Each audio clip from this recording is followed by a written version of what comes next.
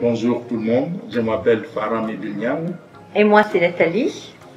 On est mariés depuis 18 ans. On a 3 enfants, Durban, Ethan et Gaston.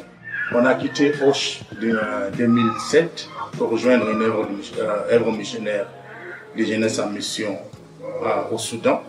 Mais aussi, on a travaillé exactement au Sud-Soudan, dans une ville qui s'appelle Malakal. Nous avons été obligés de quitter le Soudan du Sud à cause de la guerre. Et ces 5 dernières années, nous avons servi à Arua, en Ouganda.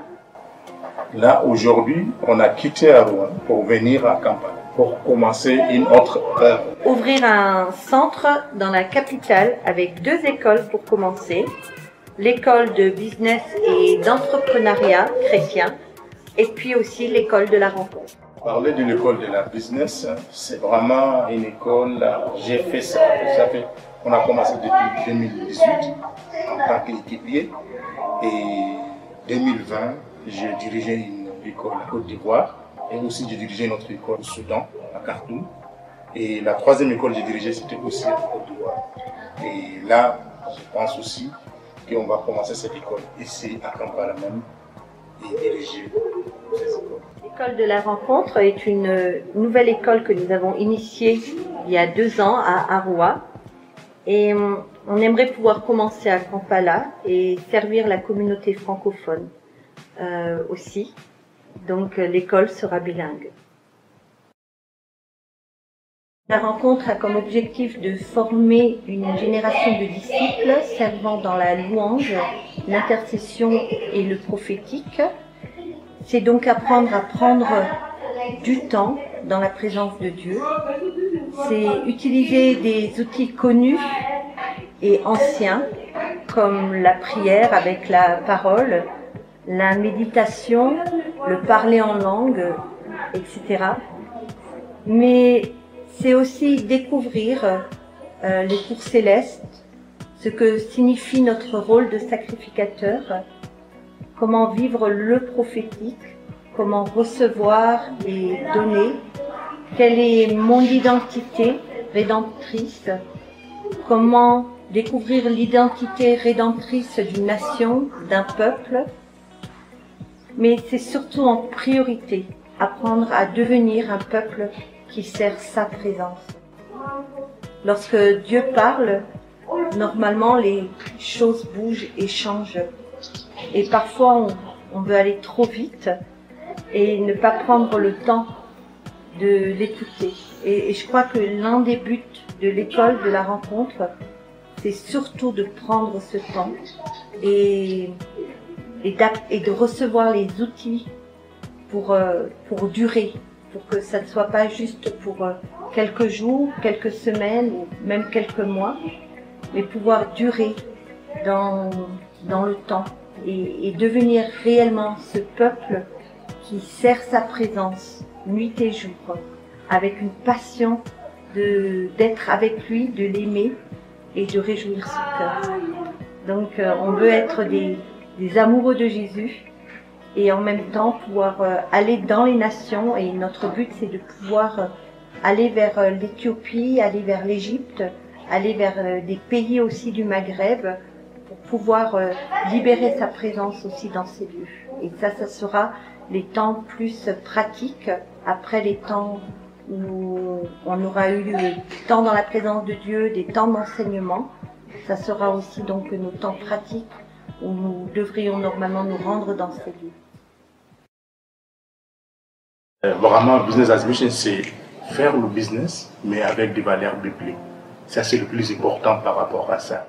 J'ai eu cet appel-là, et surtout pour faire ça en Afrique, parce que j'ai remarqué on a des ressources en Afrique, et il y a aussi des chrétiens, mais ils sont tellement éloignés des sphères du business, malgré, en tant que chrétien, on est appelé d'influencer les sphères de l'économie.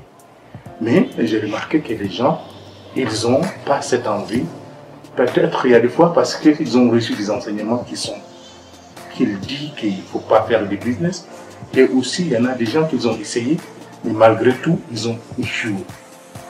Et là, j'ai pensé que ça, en faisant cette business as a mission, surtout avec Jeunesse en Mission, dans lequel on a une école qui s'appelle School of Transformational Business.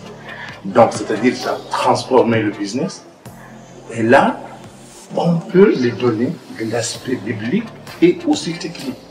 Donc, pas juste là, en parlant de choses bibliques, là, mais quand même, on leur donne un aspect technique. Comme ça, quand ils vont dans le sphère du business, ils peuvent avoir cette confiance dans les choses qu'ils font, parce qu'ils ont reçu une base biblique pour comment le faire, et en même temps, ils ont cet aspect technique dans lequel ils peuvent travailler. Quand on parle d'aspect technique, il y a vraiment un aspect technique quoi. Avec les étudiants, on les aide à faire un business plan. Nos écoles, là, on l'appelle SOTB. C'est une école dans laquelle on part toujours sur 4 ou 6 semaines. Moi, j'ai dirigé cette école-là les 4 semaines. J'ai dirigé au Soudan et aussi en Côte d'Ivoire et en Ouganda, ici j'ai fait. Donc, ces écoles-là, on a une semaine dans laquelle on parle des valeurs, le fondement biblique par rapport au business et même par rapport aux valeurs qu'on a. La deuxième semaine, on parle toujours des finances. Mais quand on parle de finances, on parle de tout quoi. Comment calculer un prix, comment faire une capital pour commencer le business, vraiment l'aspect technique. On veut aussi que les étudiants peuvent comprendre plus par rapport à ça. On fait aussi un aspect de marketing. Parce que si on fait du business, il y a un moment où on a besoin de faire le marketing.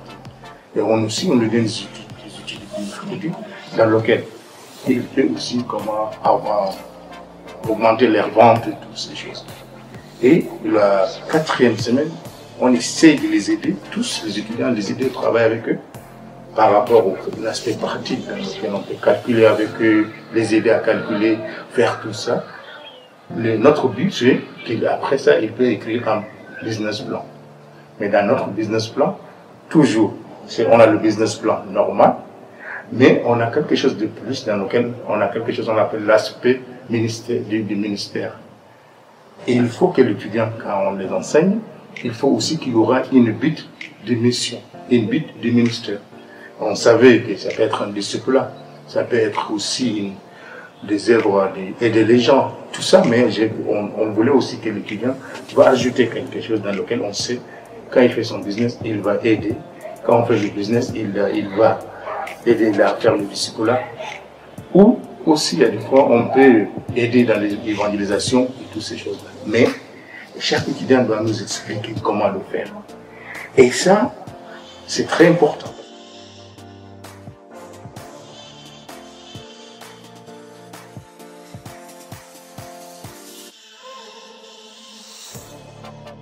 Quand j'ai bougé, comme je viens de dire, j'étais en Côte d'Ivoire et aussi j'étais en Centrafrique et j'étais aussi au Congo. J'ai remarqué que la francophonie, elle n'a pas beaucoup de formation. Elle n'a pas.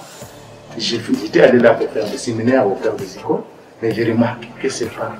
Donc dans nos écoles qu'on va faire maintenant ici à Kampala, on veut le faire bilingue parce que j'ai remarqué, on veut aussi que c'est les gens de la francophonie qui apprennent avec nous. Donc ça c'est aussi quelque chose de plus. Avant on faisait l'école, mais une langue, ce serait l'arabe ou ce serait le français ou l'anglais. Mais maintenant on pense de mettre tous ensemble parce qu'on veut aussi influencer la communauté francophone en Afrique. C'est ça notre but et c'est ça comment on fait notre mission de Business as Mission.